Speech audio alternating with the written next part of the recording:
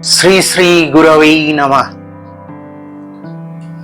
আজকে যে টপিকটা নিয়ে আমরা আলোচনা করতে চলেছি সেটা হলো পামিস্ট্রির প্রাথমিক পাঠ। পামিস্ট্রির প্রাথমিক পাঠ,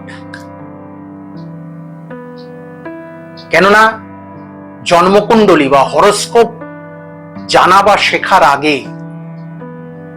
প্রত্যেকের যারা জ্যোতিষশাস্ত্রে উৎসাহী, এবং আমার বিগত যে এপিসোডটা ছিল সেটাই ছিল জন্মছকে জ্যোতিষী হবার যোগ।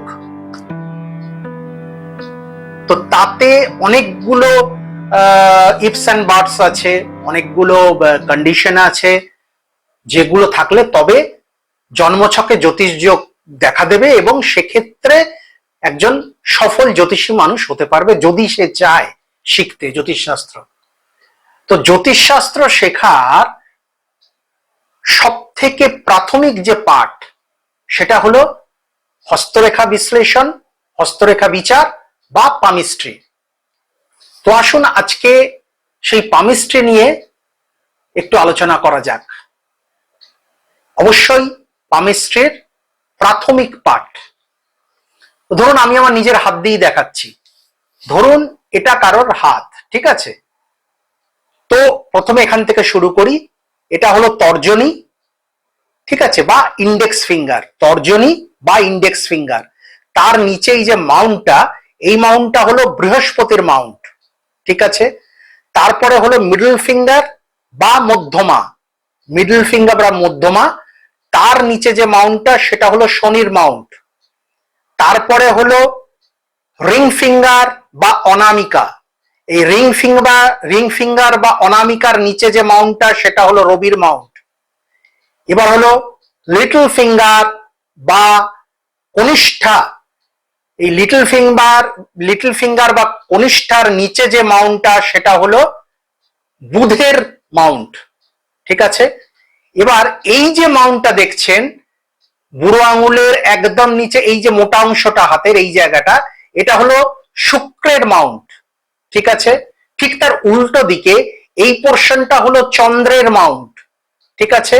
চন্দ্রের ঠিক উপর এবং বুধের ঠিক নিচে, এই চন্দ্র আর বুধের মাঝখানে এই যে হাতের ফোলা অংশটা, এটা হলো মঙ্গলের মাউন্ট।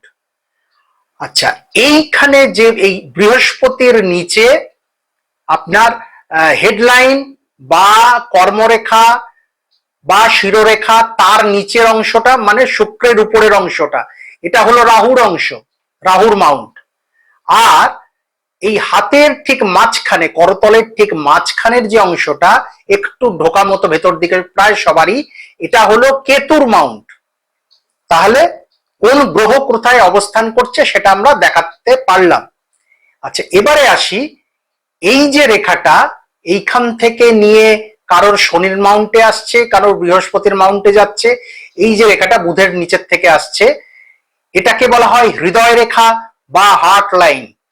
আচ্ছা, এইখানে যে রেখাটা এই বৃহস্পতির নিচের থেকে স্টার্ট হয়ে মঙ্গলের দিকে কারোর বা চন্দ্রের দিকে যাচ্ছে, এটাকে বলা হয় শিরোরেখা বা মাতৃরেখা বা কর্মরেখা বা হেডলাইন। প্রসঙ্গক্রমে বলি, উপরে যে রেখাটা আগে দেখালাম হৃদয় রেখা, ওটাকে পিতৃরেখাও বলা হয়। উপরের রেখাটা হৃদয় রেখা বা পিতৃরেখা, আর নিচেরটা কর্মরেখা বা মাতৃরেখা। আচ্ছা, এবার এইখান থেকে এই রাহুর ঠিক উপরের অংশ থেকে শুক্রের বরাবর যে রেখাটা নেমে আসছে, এটাকে বলা হয় আয়ু রেখা, ঠিক আছে। এটা হলো আয়ু রেখা। আর এই যে নিচের থেকে মাঝে মধ্যে দেখবেন অনেকের উপরে উঠে আসছে একদম নিচের থেকে, বা একটু আয়ু রেখার সাথে মিশে অনেকের উঠছে, বা চন্দ্রের জায়গা থেকে উপরের দিকে যেটা উঠছে, মানে মোটামুটি শনির ক্ষেত্রের দিকে, সেটাকে বলা হয় ভাগ্যরেখা বা ফেট লাইন। আচ্ছা, এবার এই যে এই অংশটাকে যে বলছিলাম রবির অংশ, রবির মাউন্ট, রবির এখান থেকে অনেকের দেখবেন রেখা থাকে, সেটাকে বলা হয় রবি রেখা বা শিক্ষা রেখা। মনে রাখবেন, রবির মাউন্টের থেকে যে রেখাটা নিচের দিকে নামছে সেটাকে বলা হয় রবি রেখা বা শিক্ষা রেখা। আচ্ছা, বুধের মাউন্ট থেকে যে রেখাটা নিচের দিকে নামে সেটাকে বলা হয় বুধ রেখা বা স্বাস্থ্য রেখা বুধের মাউন্ট থেকে যে রেখাটা নিচের দিকে নামে তাকে বলা হয় বুধ রেখা বা স্বাস্থ্য রেখা। আচ্ছা, এবারে মনে রাখবেন যে অনেকের ক্ষেত্রে কিন্তু ভাগ্য রেখা থাকে না, কিন্তু রবি রেখা থাকে। ঘাবড়ানোর কিছু নেই, কোনো একটা থাকলেই হলো। কারোর ভাগ্য রেখা থাকবে, কারোর রবি রেখা থাকবে, ঠিক আছে। খুব কম লোকের হাতে, খুব খুব খুব কম জাতক জাতিকার হাতে রবি রেখা এবং ভাগ্য রেখা একসাথে দেখা যায়, ঠিক আছে। আচ্ছা, এবারে আরো কিছু রেখা আছে, যেমন ধরুন বিবাহ রেখা। বিবাহ রেখা কিন্তু দু জায়গা থেকে দেখা হয়। একটা হলো এই বুধের অংশে আড়াআড়ি ভাবে, মানে এই হৃদয় রেখা যেখান থেকে শুরু হচ্ছে তার উপরে আড়াআড়ি ভাবে একটা বা দুটো রেখা থাকে, এটাকে বিবাহ রেখা বলা হয় বা ম্যারেজ লাইন বলা হয়। আচ্ছা, শুধু এটা দেখলেই হয় না, এইখানেও এই শুক্রের উপরেও কিছু রেখা থাকে, ঠিক আছে, যেগুলো প্রমিনেন্ট হতে হবে, কিন্তু অবশ্যই প্রমিনেন্ট, সেইগুলো কিন্তু ম্যারেজ লাইন হিসাবে অ্যানালিসিস করা হয়। আচ্ছা, এবারে এইখানে চন্দ্রের অংশে যদি আড়াআড়ি ভাবে কোনো রেখা থাকে তো সেটাকে বলা হয় ভ্রমণ রেখা। মানে এই রেখাটা যদি কারো প্রমিনেন্ট হয় চন্দ্রের উপরে, তবে সেই জাতক বা জাতিকা অনেক ভ্রমণ করবেন, এটা দেখা হয়। এবার একটা কথা বিশেষভাবে বলা দরকার, সেটা হলো কোন রেখা যদি হাতে তিল যুক্ত, ক্রস চিহ্ন যুক্ত কোন রেখা বা কোনো মাউন্ট, তিল চিহ্ন কোন রেখার উপরে বা কোনো মাউন্টের উপরে, বিশেষ করে কৃষ্ণ তিল মানে কালো তিল, এবং যদি ক্রস চিহ্ন থাকে বা কোনো জায়গায় ফাঁক থাকে, তাহলে সেই সময়কালে জাতক বা জাতিকার বিপদ বা ফাঁড়ার যোগ থাকে। শুধুমাত্র শুধুমাত্র দেবগুরু বৃহস্পতির মাউন্টে, অর্থাৎ তর্জনীর নিচে যে মাউন্টটা, ইন্ডেক্স ফিঙ্গারের নিচে যে মাউন্টটা, সেখানে যদি ক্রস চিহ্ন থাকে বৃহস্পতির ক্ষেত্রে, সেটা কিন্তু অত্যন্ত শুভ। কারণ বৃহস্পতির ব্যাপারটাই কিন্তু আলাদা। নৈসর্গিক গ্রহ, যে কটা নৈসর্গিক গ্রহ আছে শুভ গ্রহ, তার মধ্যে বৃহস্পতি হলো ব্যাপারটাই তার আলাদা। কেননা দেবগুরু বৃহস্পতি, তিনি দেবতাদের গুরু, ফলে তার ক্ষেত্রে ক্রস চিহ্নটা, যেটা অন্যের ক্ষেত্রে ক্রস চিহ্নটা অশুভ বলে পরিগণিত হয়, বৃহস্পতির মাউন্টে সেই ক্রস চিহ্নটা কিন্তু অত্যন্ত শুভ। আচ্ছা, এবার আরেকটা রেখাও আজকে চিনিয়ে রাখি, সেটা অবশ্য মানে লাখ জনের মধ্যে হয়তো একজনের পাওয়া যায়। শোনা যায় স্বামী বিবেকানন্দের সেই রেখা ছিল হাতে। সেটা হলো এই পোর্শন থেকে এই পোর্শন, মানে বুধের অংশ থেকে, বুধের নিচুর অংশ থেকে চন্দ্রের অংশ পর্যন্ত একটা বেঁকা রেখা, মানে একটা কার্ভ লাইন, মানে অনেকটা ধনুকের মতো একটা রেখা থাকে, সেটাকে বলা হয় প্রত্যক্ষ দর্শন রেখা। যেটা শোনা যায় স্বামী বিবেকানন্দের ছিল, এবং ওই রকমের ওই লেভেলের সাধক বা সাধিকাদের নাকি ওই প্রত্যক্ষ দর্শন রেখা থাকে। ওই প্রত্যক্ষ দর্শন রেখা যদি কারোর হাতে থাকে, কোনো জাতক বা জাতিকার হাতে, তবে ধরা হয় তিনি অত্যন্ত বড় মানের, বড় মানে উচ্চ কোটির, তিনি উচ্চ কোটির তিনি সাধক বা সাধিকা। আচ্ছা, এবারে আরো দু একটা জিনিস বলি। যেমন ধরুন এই আয়ু রেখা, যেটা এই রাহুর অংশের উপর থেকে বৃহস্পতির নিচের থেকে যেটা হাতের নিচে পর্যন্ত আসছে, শুক্রের মাউন্টের নিচে পর্যন্ত, এর পাশে যদি কোনো সরল রেখা আসে, সেটাকে বলা হয় মার্শাল লাইন। ঠিক আয়ুরেখার প্যারালালি, আয়ুরেখার প্যারালালি ভেতর দিকে, কিন্তু আয়ুরেখার ভেতর দিকে মানে শুক্রের দিকে যদি কোনো রেখা পাশাপাশি নামে প্যারালালি, তাহলে সেটাকে বলা হয় মার্শাল লাইন। এই মার্শাল লাইন যদি কোনো জাতক বা জাতিকার হাতে থাকে, তবে সেই জাতক বা জাতিকার জীবনী শক্তি অত্যন্ত প্রবল হয়। অর্থাৎ তাকে যেন কোনো একটা এক্সট্রা সাপোর্ট, তার লাইফ লাইনে কোনো একটা এক্সট্রা সাপোর্ট যেন তিনি পাচ্ছেন। এটাকে দৈব রেখা হিসেবেও ধরা যেতে পারে, কারণ এই মার্শাল লাইন মানে যদি সেই জাতক বা জাতিকার কোনো মৃত্যুবত অবস্থা হয়, তো এই মার্শাল লাইন যদি তার থাকে, মানে ধরুন মৃত্যুবত অবস্থা বলতে কি করে বুঝবেন, ধরুন এই আয়ুরেখার মধ্যিখানে যদি কোনো জায়গায় ফাঁক থাকে, আয়ুরেখাটা মধ্যিখানে যদি বিচ্ছিন্ন হয়ে যায়, তবে সেই সময়কালে জাতক বা জাতিকার মৃত্যুবত অবস্থা হয়, দেখা দেয়। কিন্তু যদি মার্শাল লাইন থাকে তার ভেতরে, ঠিক প্যারালালি, আয়ুরেখার প্যারালালি ভেতর দিকে শুক্রের দিকে, তবে সেই জাতক বা জাতিকা অবশ্যই সেই মৃত্যুবত অবস্থা থেকে উদ্ধার পান।